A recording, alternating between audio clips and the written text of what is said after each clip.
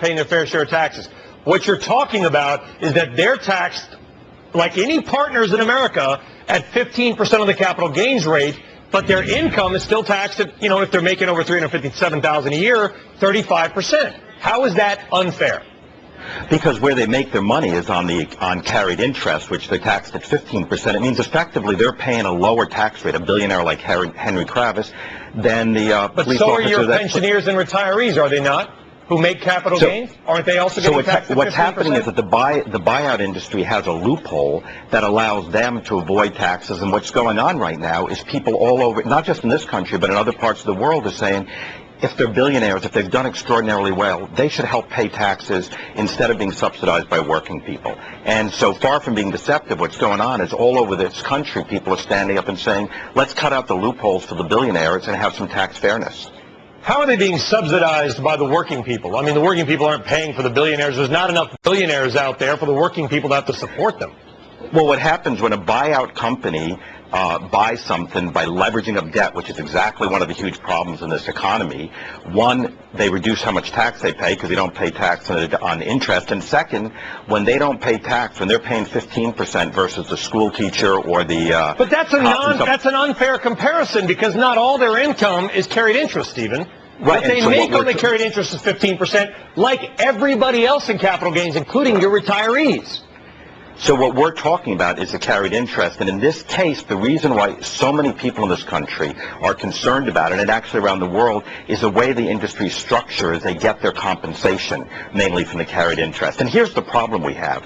More and more people in this country, we've had a handful of people who have gotten richer and richer and richer, and it's a problem for the country because other people can't send their kids to college, they can't pay their bills, and we think it's wrong. It's wrong that people are successful, that they've made money and they went to Harvard and went to Harvard MBA and now they're making money. Well, I don't know where they all went to school, but it's wrong that in a country where 47 million people don't have health insurance, where people are getting foreclosed on, that these guys get a special loophole that puts them in a position that other people aren't. It's not just these guys. Listen, I want to listen. I know, but we're supporting. I don't have carried interest. I'm paying 30-some%. But what I'm trying to understand is your pensioners and anybody that gets capital gains, including your retirees, are getting taxed at 15%. Aren't you going to damage them to go after a couple of buyout billionaires, of which there's about 20 in the world?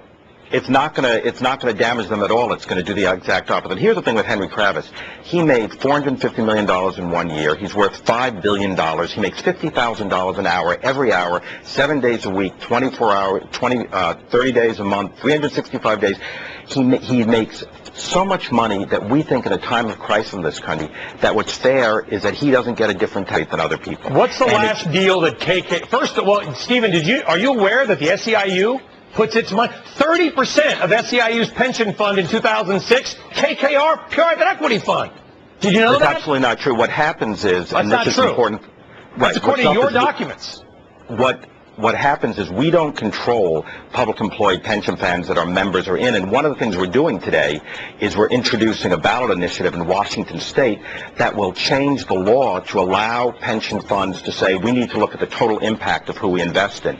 We're in New York City moving for a law that would take away on the unincorporated business tax the carried interest exemption. In Washington, we've moved to take away the carried interest loophole. And what's really amazing is in London and Europe, all over the world, people are standing up and saying that the billionaires don't need more breaks. We need to have tax fairness, and we need to fund public services, and we need to make this country work for everybody, not just a few people. But what about your own pension? I mean, listen, first off, KKR hasn't done a deal in about a year and a half. There isn't a private equity market.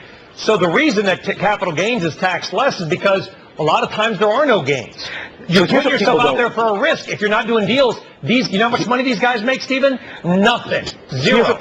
Here's what people don't realize is that after Walmart, second largest employer in America is KKR. 5 of the 10 largest employer in America are now private equity buyout firms. These guys have enormous impact on the economy, and they're part of the reason why workers are getting squeezed and pushed out of the middle class.